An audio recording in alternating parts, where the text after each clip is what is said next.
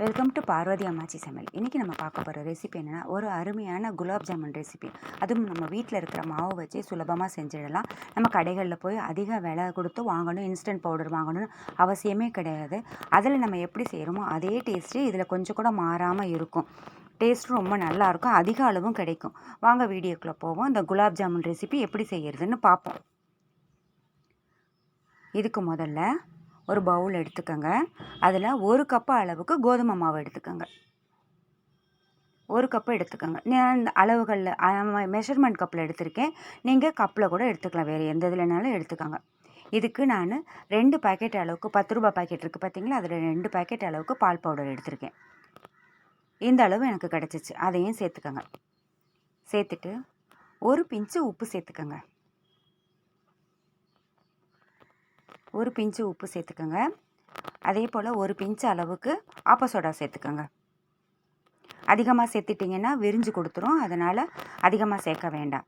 2 table spoon அளவுக்கு நெய் சேர்த்துக்கோங்க.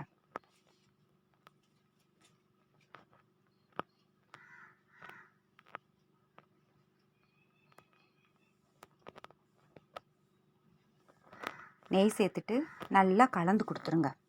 மாவை நல்லா கலந்து கொடுத்துருங்க.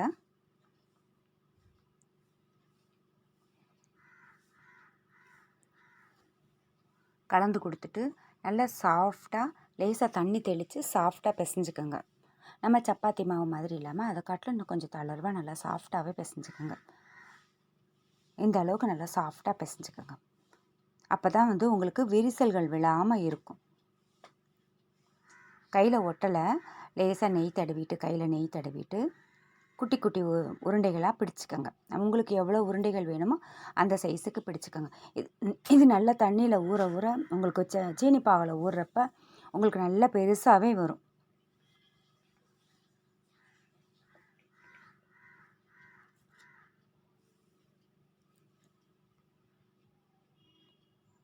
ரவுண்டு ஷேப், உங்களுக்கு ரவுண்ட் ஷேப் வேணால் கூட ரவுண்ட் ஷேப் பண்ணிக்கோங்க. நான் சிலிண்டர் ஷேப் செஞ்சுருக்கேன்.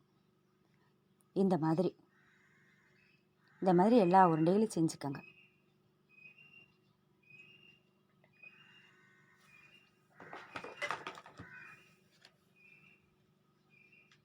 இந்த மாதிரி நம்ம செஞ்சு வச்சுக்கோங்க. செஞ்சு வச்சுக்கிட்டு எண்ணெயை மீடியம் ஃப்ளேமில் வச்சுக்கோங்க. அதிகமாக காய்ச்சல் இருக்கக்கூடாது. வெளியில் கலர் கோல்டன் ப்ரௌன் வந்துடும், உள்ள மாவு வேகாது. அதனால் மீடியம் ஃப்ளேமில் வச்சு நம்ம பாதுஷாலாம் பொரிப்போம் பார்த்திங்களா, அந்த மாதிரி பொரித்து எடுத்துருங்க. நம்ம எப்பொழுதுமே குலாப் ஜாமுனுக்கு பொரிக்கும் பொழுது மீடியம் ஃப்ளேம் தான் வச்சு பொரிப்போம். அதே போலயே பொரித்து எடுத்துருங்க. கோல்டன் ப்ரௌன் வரட்டும். நல்லா லேசாக வெந்த உடனே திருப்பி கொடுத்துருங்க. உடனே கரண்டி வச்சு கலக்கக்கூடாது.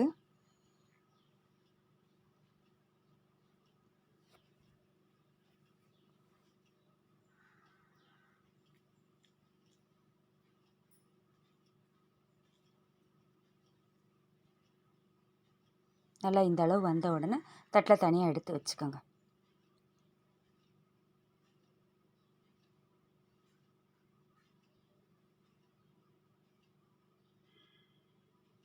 இதே போலயே மிச்சம் இருக்கிற மாவுலேயே நம்ம போட்டு எடுத்துருங்க.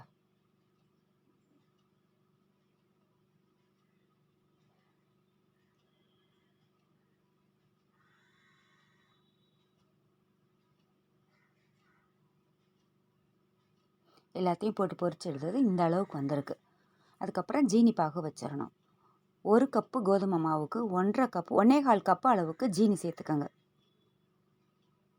சேர்த்துட்டு நல்லா அது மூழ்கிற அளவுக்கு ஒரு 1.5 கப்பு அளவுக்கு தண்ணி சேர்த்துக்கோங்க.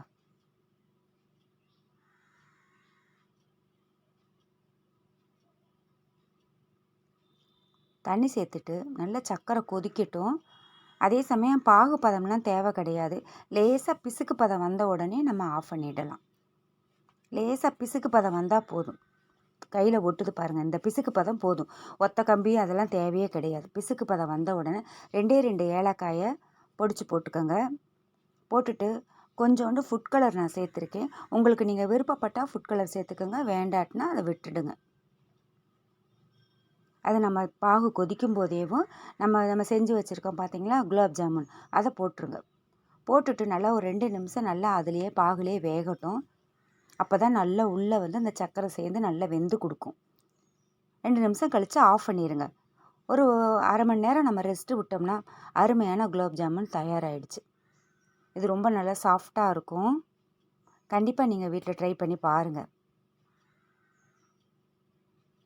இந்த தீபாவளிக்கு கடைகளில் இன்ஸ்டன்ட் மாவு வாங்காமல் இப்படி செஞ்சு கொடுங்க பிள்ளைங்களுக்கு. ரொம்ப நல்லாயிருக்கும். ஒன்று கட் பண்ணி காமிக்கிறேன் பாருங்கள். நல்லா சாஃப்டாக இருக்கும். உள்ளே ஜூஸியாக இருக்குது பாருங்கள். கொஞ்சம் கூட உள்ளே அந்த மாவு இருக்கிற மாதிரியே தெரியல பார்த்தீங்களா? அந்த அளவுக்கு நல்லா பாகு நல்லா உள்ளே இறங்கியிருக்கு. கண்டிப்பாக இந்த வீட்டில் ட்ரை பண்ணி பாருங்கள். இந்த வீடியோ உங்களுக்கு பிடிச்சிருக்குன்னா லைக் பண்ணுங்கள், ஷேர் பண்ணுங்கள், சப்ஸ்கிரைப் பண்ணுங்கள். மறக்காமல் பெல் ஐக்கானை கிளிக் பண்ணுங்கள். தேங்க்யூ.